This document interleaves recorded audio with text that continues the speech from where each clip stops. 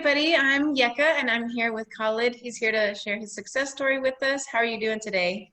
I'm doing great. Thank you. Thank you. Thank you Awesome. for inviting me to interview. So tell me a little bit about your health history. I came to the carnivore diet through kind of a 2-year period of kind of looking at nutrition more.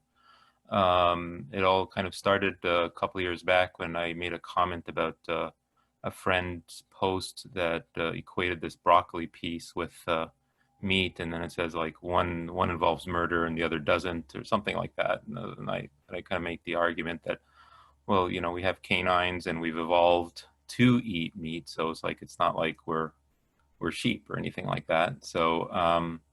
But that actually was the beginning of re-educating myself about nutrition, and really have I don't really have any significant medical issues. I'm generally healthy, although physicians, just the full disclosure, I'm a physician myself.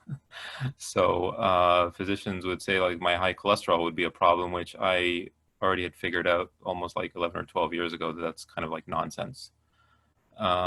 So people, if I do have my labs taken, and a typical physician will come out there and say, "Oh, my God, this guy needs to be on a statin or something like that." Anyway, that might be the thing that people might say, "Oh, I have high cholesterol," which I think is something that doesn't concern me whatsoever. But in general, I've been okay. I haven't been exercising as much as I wanted, just because of my kids, my wife, and life stuff. But I did feel sluggish, and at the time I was trying to study for an exam, and I'd always feel sleepy. There's some brain fog, um, general feelings of just like ugh, like not having the energy level that I think I should be having. And in the process of re-educating myself, I came across the videos of the people like Dr. Fung and um, Dr. Eric Westman and others that are, you know, at least the carnivore community, I'm sure, would be quite familiar with. And then I came across Dr. Baker, and I thought, wow, that's kind of crazy, eating just meat. I saw him through Rogan initially, and then I kind of saw other videos, and it really turns everything on its head in terms of our understanding of nutrition when somebody's able to eat meat only and then not get sick or not have any deficiencies, and if not, actually thrive. So about August of last year or July of last year, I began with like trying to have broths and I cut back significantly on my carbs, and feel like my weight's gotten better. The brain fog has improved. I'm not saying it was horrible before, but it was something that would kind of get in the way of things. And but overall, I think I feel better. I have a higher energy level, and uh, and I also incorporate intermittent fasting. So currently, at least, I'm doing one meal a day. Although on weekends, I kind of make the exception to that because I want to be able to have breakfast with my kids or something like that. Yeah, Yeah. I don't know if that's too much for your question, but Oh, no, no, no, that was perfect. And so just curious, what kind of foods were you eating before you started carnivore? so I incorporated into my typical meals. Try to have the cooked vegetables, the rice, and the pastas. I'd have that stuff, and from my undergrad days with biochemistry, remembering the typical guidelines being, 60% carbs, 30% fat, 10% protein, basically in that ballpark. And so I thought that was the healthy thing. And and when I significantly cut back on carbs, I realized, oh, there's another logic here that we've not been told or not been exposed to. And then I went back to my notes. I went back and looked at a lot of things that I studied before, and also the history of the American I guess, dietetic association or the dietary guidelines, and realizing there's a lot of misinformation out there, along with many things, and how and really how powerful I think carnivore can be in terms of resetting biologically people's health. And I advocate for it all the time now. Uh, any chance somebody's willing to listen, I give them the fire hose of the medical background, the biochemistry behind it, why it makes sense, why the the carbs are a problem with hyperinsulinemia. And I try to always direct people actually to the MeatRx website. And I said, even to my physician friends, I'd say, hey, don't do anything other than just go to the success stories page and look at Mm-hmm. people's pictures.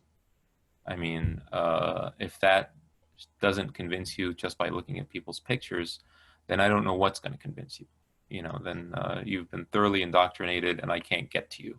You know, so I'm always open to new ideas, but I think we've peaked with the carnivore. I don't think there's anything after carnivore. If we've gone from typical meals to paleo to keto, and then well, there's nothing else after carnivore unless we're hunting our food, I guess, and then we're Yeah. expecting energy to hunt our food. So Mm. most of our friends don't Yeah. do that. Yeah. Yeah, I think carnivore, I like to say that it's mostly like the ultimate elimination diet. You Right. just get down to basics. There's, like you said, there's nothing past it. There's nothing more you can cut out. Mhm. But it sounds like you were eating a pretty, what most would call like a clean diet. Like doesn't sound like you were eating a lot of processed foods, just like still you were eating whole foods diet before. Yeah, I in general, I mean, I for many years now, I don't really drink sodas. I think it was like 10 or I don't know, 15 years ago or something. I just realized the problem with sodas, but I didn't know the biochemistry behind it with people like Dr. Lustig with his videos. And I thought, oh, it's like a light bulb moment. It's like, that's why this is a problem.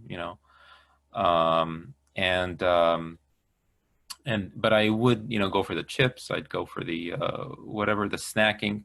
Just the idea itself of regulating how much we eat, when we eat, timings of our eating, things like that.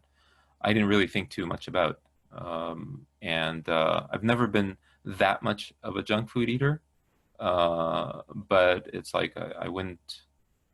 I don't think it was brought to the consciousness of, oh, these things are a problem. These things are, and not in a small way, and it really impacts people's lives, and giving respect to how the fact that we're all different. We all have different tolerances. I don't I don't deny myself, a slice of pizza or whatever every once in a while. But I used to eat pizzas, more frequently. I could eat a whole pizza pie in one sitting when I was a kid. Which, if my mom made pizza, that tray is for me. So I wasn't particularly obese, but I was definitely chubby. So as a kid, so yeah. Yeah, and I think, it really pertains to, that everybody really is different. And if you are an overall healthy person and you're on the carnivore diet, it is okay for you to indulge a little bit here and there. Whereas compared to somebody that's really sick, they have a certain disease, they might not be able to do those types of things every now and then because it can really cause them harm. But, Right. I think if you're an overall healthy person, then you are able to indulge, because our body should be able to digest various foods. Mhm. But, since we all are different, some of us can't and some can. Well, I would argue that that difference between us is really coming from a lifetime of how we've eaten in the first place. So, if somebody's been eating poorly all their life, and their body has just reached such a certain point that, look, I'm not going to even tolerate any bad food anymore. Yeah. Whereas there's some cushioning or some buffer, so to speak, or capacity to take bad stuff in if our starting place is at a better place. And I really it it it it really bothers me to see people, when I'm out there and I say, hey, I want to be able to reach this person and say, why don't you do this? This will help you. But when you're out in public, you're not going to be doing that. I'm not going to mention particular department stores or anything like that, but it's like definitely, it's like I at work I see people and I want to approach them, but uh, it's not the context for it, and you have to approach people in the right way. So. Right, I totally agree, and especially with like what you said earlier, whenever you're talking to your clients, if you have someone that wants to listen, then you give them all the information you can, because people don't always want to hear what you have to say, especially if it's something that pertains to their particular lifestyle and involves them making really big changes. Some people are just really scared to make those big changes, but you know how beneficial those things can be. And I think it's really great that you do have the opportunity to share it with people when they're ready for it. Mhm. Mhm.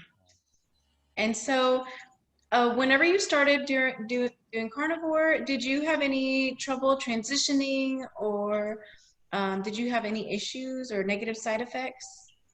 I wouldn't call them negative side effects, just probably just the unfamiliar sensations of the transition itself. When I really reduced my carbs, in hindsight, I'd say, well, the body was transitioning to burning more fat.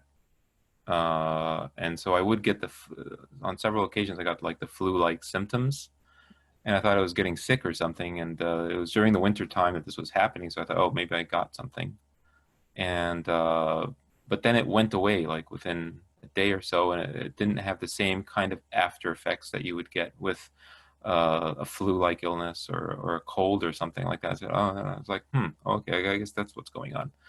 Uh, and um, and I did realize that you do have to eat enough calorically and in terms of what the content of what you eat is, because otherwise you'd feel a little tired.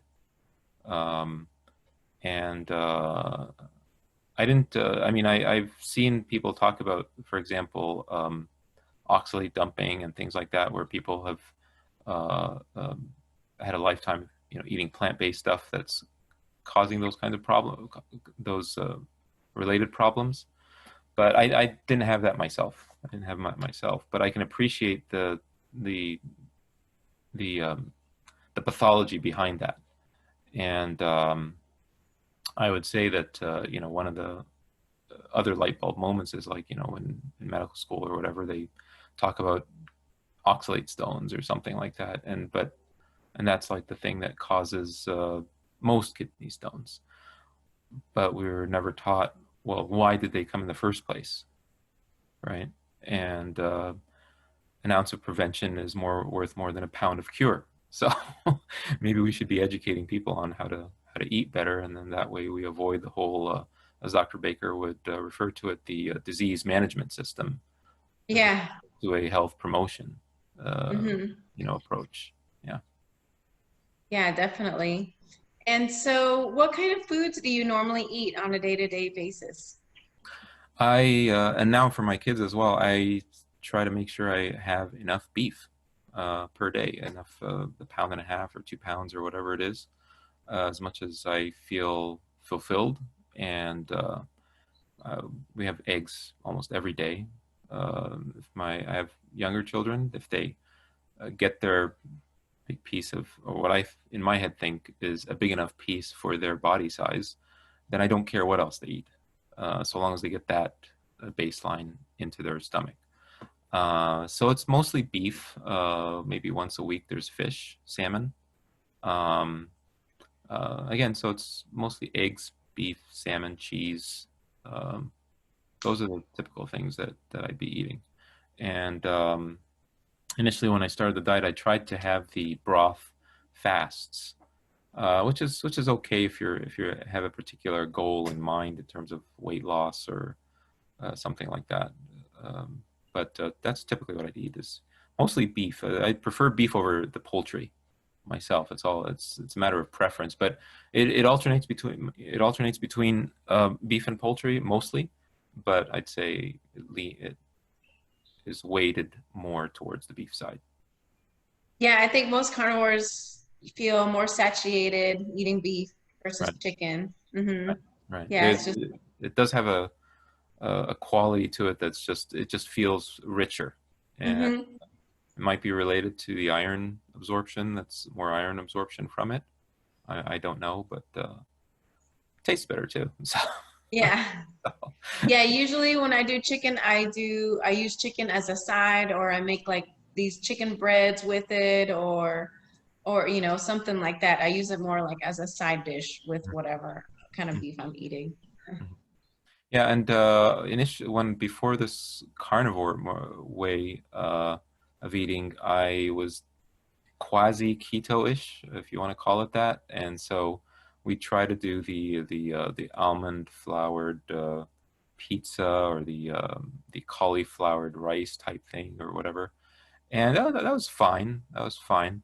But as I've moved into um, just a longer period of eating more carnivore, I just don't find the satisfaction in eating anything else. Really, it's like even if you had, for me personally, if I had the keto pizza or something, okay, that's fine. It's nice. Now, where's my steak? Okay, so Yeah.